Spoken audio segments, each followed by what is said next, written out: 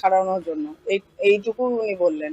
আর বললেন স্ট্রিক্টলি এটা নিয়ে অ্যাকশন নিচ্ছেন দিদি। বলছেন আমি কন্টিনিউ ওদের হাই লেভেল সবাইকে ফোন করে জানিয়েছি কি আমাদের স্টেটে এরকম একজন হয়েছে, প্লিজ ওনাকে ছাড়ানো হোক। মানে খুব স্ট্রিক্টলি উনি কথা বলেছেন ম্যাডাম। আপনাকে কোনো আশ্বাস দিল? হ্যাঁ, উনি বললেন কি আপনি টেনশন নিন না, আমরা এক সপ্তাহের মধ্যে দেখছি কি করে ওনাকে আনা হবে।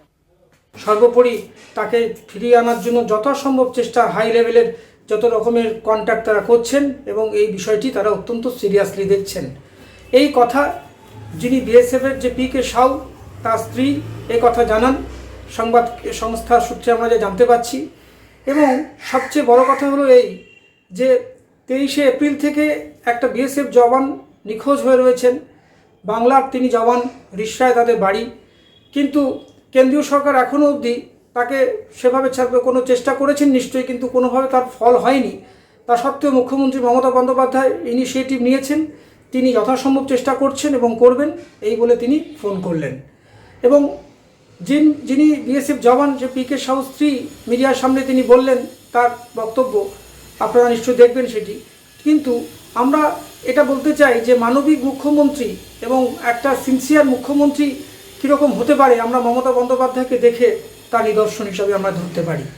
সত্যি কথা, তিনি যবে থেকে মুখ্যমন্ত্রী হয়েছেন 2011 সাল থেকে তিনি সবসময় মানুষের পাশে দাঁড়ান এবং যে কোনো পরিস্থিতিতে মানুষের পাশে ছুটে যাওয়া তার একটা অত্যন্ত প্রধান কর্তব্য হয়ে দাঁড়ায়।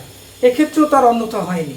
তিনি পি কে সাউ স্ত্রীকে ফোন করলেন এবং ফোন করে যথাসম্ভব আশ্বাস দিলেন এবং তিনি বললেন আপনি চিন্তা করবেন না, সরকার পাশে আছে আপনাদের, এবং কিভাবে তাকে যত তাড়াতাড়ি ফিরিয়ে আনা যায় সেই চেষ্টা তিনি করছেন এবং করবেন।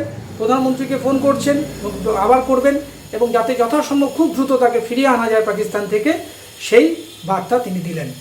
এর থেকে আমরা একটা জিনিস পরিষ্কার বুঝতে পারি বা বলতে পারি যে মুখ্যমন্ত্রী মমতা বন্দ্যোপাধ্যায় তাকে যতই সমালোচনা করুক না কেন বিরোধীরা, তিনি কিন্তু তার কাজ করে যাচ্ছেন, তিনি নীরবে কাজ করে যাচ্ছেন এবং প্রত্যেকটা মানুষের সুখ দুঃখের শরিক হতে চাইছেন।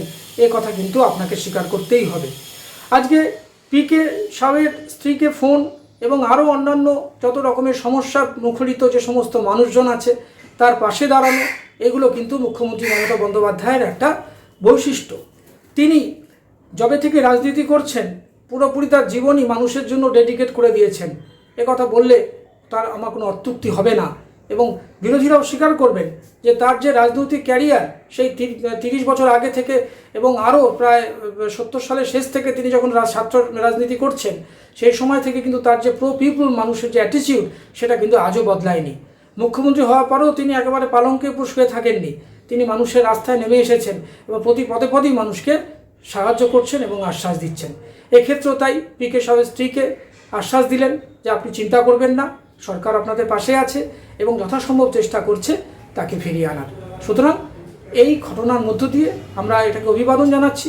আমরাও আশা করছি যে পি কে সাউ খুব দ্রুত ফিরে আসুন, সুস্থ শরীরে ফিরে আসুন, তিনি আবার তার কর্তব্য করুন এবং তার পরিবারের সাথে থাকুন। নমস্কার। আমাদের ভিডিও ভালো লাগলে লাইক ও শেয়ার করুন, কমেন্ট সেকশনে গিয়ে জানান আপনাদের মতামত। আরও ভিডিও পেতে চ্যানেলকে সাবস্ক্রাইব করুন। প্রতি মুহূর্তে খবরের আপডেট পেতে প্রেস করুন বেল আইকন।